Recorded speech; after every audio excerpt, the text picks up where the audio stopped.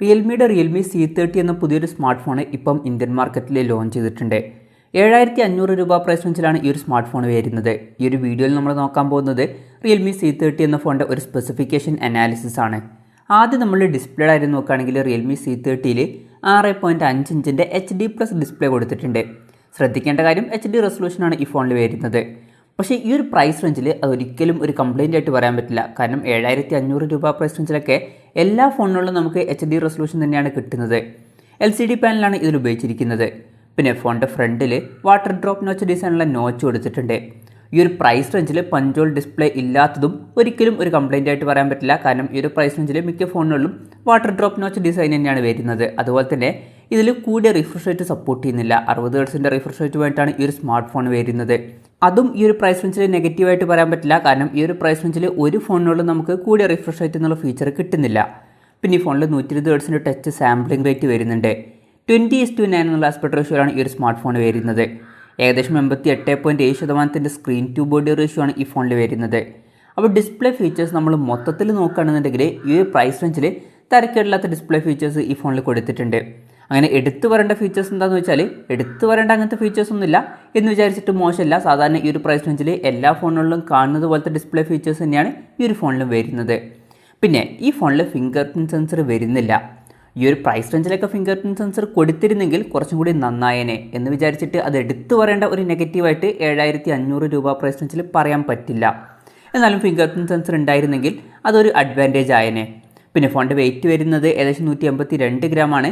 Thickness വരുന്നത് 8.5 mm ആണ്. പിന്നെ ഈ ഫോണിൻ്റെ 2 കളർ വേരിയൻസ് ഇപ്പോൾ ലോഞ്ച് ചെയ്തിട്ടുണ്ട്, ബാംബു ഗ്രീനും അതുപോലെ തന്നെ ലേക്ക് ബ്ലൂവും. ഇനി പ്രോസസ്സറിൻ്റെ കാര്യം പറയുകയാണെങ്കിൽ UNISOC T612 എന്ന പ്രോസസ്സറാണ് ഈ ഫോണിൽ വരുന്നത്. 7500 രൂപ പ്രൈസ് റേഞ്ചിൽ ഈ ഒരു പ്രോസസ്സർ എങ്ങനെ ഉണ്ടെന്ന് വെച്ചാൽ ഈ ഒരു പ്രൈസ് റേഞ്ചിൽ ഇത് ബെസ്റ്റ് ആയിട്ടുള്ള പ്രോസസ്സറാണ് എന്ന് പറയേണ്ടി വരും.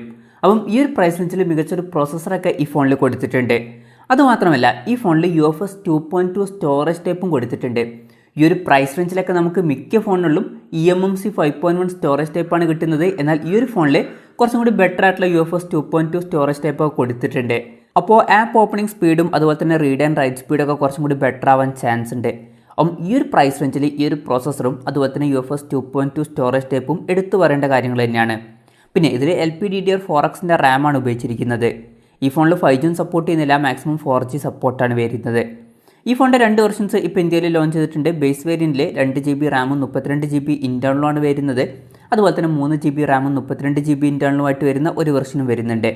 പിന്നെ മെമ്മറി എക്സ്പാൻഡ് ചെയ്യണമെന്നുണ്ടെങ്കിൽ ഡെഡിക്കേറ്റഡ് മെമ്മറി കാർഡ് സ്ലോട്ട് ഈ ഫോണിൽ കൊടുത്തിട്ടുണ്ട്. അതായത് 2 സിം യൂസ് ചെയ്യുമ്പോൾ തന്നെ ഒരു മെമ്മറി കാർഡ് നമുക്ക് സെപ്പറേറ്റ് ആയിട്ട് യൂസ് ചെയ്യാം. 1 TB വരെ മെമ്മറി എക്സ്പാൻഡ് ചെയ്യാവുന്നതാണ്. പിന്നെ സിംഗിൾ സ്പീക്കറാണ് ഈ ഫോണിൽ വരുന്നത്. അതും ഒരു കംപ്ലയിൻ്റ് ആയിട്ടൊന്നും പറയാൻ പറ്റില്ല. കാരണം ഈ ഒരു പ്രൈസ് റേഞ്ചിൽ എല്ലാ ഫോണുകളിലും സിംഗിൾ സ്പീക്കർ തന്നെയാണ് വരുന്നത്. 3.5 mm ഓഡിയോ ജാക്ക് ഈ ഫോണിൽ കൊടുത്തിട്ടുണ്ട്. പിന്നെ Android 11 Go എഡിഷൻ ബേസ് ചെയ്തിട്ടുള്ള സോഫ്റ്റ്വെയർ ആണ് ഈ ഫോണിൽ വരുന്നത്. Go എഡിഷൻ സോഫ്റ്റ്വെയർ എന്ന് പറഞ്ഞാൽ ഫോണിൽ അത്ര പെട്ടെന്ന് ഹാങ് ഒന്നും വരാതിരിക്കാൻ വേണ്ടിയിട്ട് ആൻഡ്രോയിഡിൻ്റെ ലൈറ്റ് വെർഷനാണ് സോഫ്റ്റ്വെയറിൽ കൊടുക്കാറ്.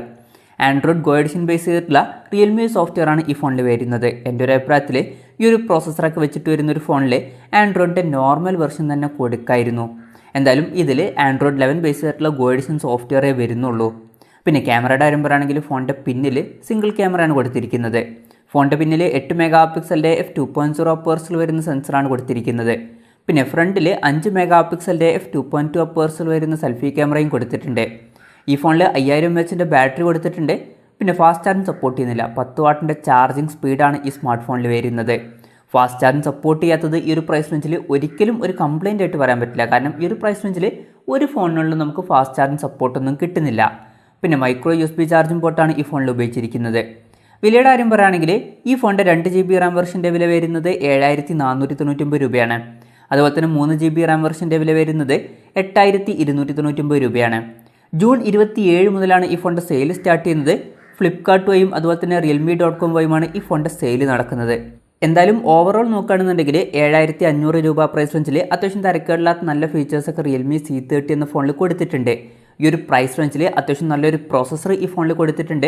അതുപോലെ തന്നെ UFS 2.2 സ്റ്റോറേജ് ടൈപ്പും ഈ ഫോണിൽ വരുന്നുണ്ട്. പക്ഷേ ശ്രദ്ധിക്കേണ്ട ചില കാര്യങ്ങളുണ്ട്. ഈ ഫോണിൽ ഫിംഗർ പ്രിൻറ്റ് സെൻസർ വരുന്നില്ല. അതുപോലെ തന്നെ ആൻഡ്രോയിഡിൻ്റെ ഫുൾ വെർഷൻ ഇതിൽ കൊടുത്തിട്ടില്ല, ലൈറ്റ് വെർഷനാണ് ഇതിൽ വരുന്നത്.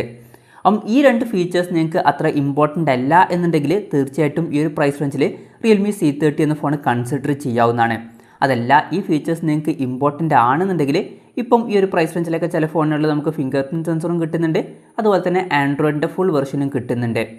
എന്തായാലും Realme C30 എന്ന ഫോൺ ഈ ഒരു പ്രൈസ് റേഞ്ചിൽ അത്യാവശ്യം തിരക്കില്ലാത്ത നല്ലൊരു ഫോണായിട്ടാണ് എനിക്ക് തോന്നിയിട്ടുള്ളത്. ഈ ഒരു ഫോണിനെ പറ്റിയിട്ടുള്ള നിങ്ങളുടെ അഭിപ്രായം ജസ്റ്റ് ഒന്ന് കമൻറ്റ് ചെയ്യുക.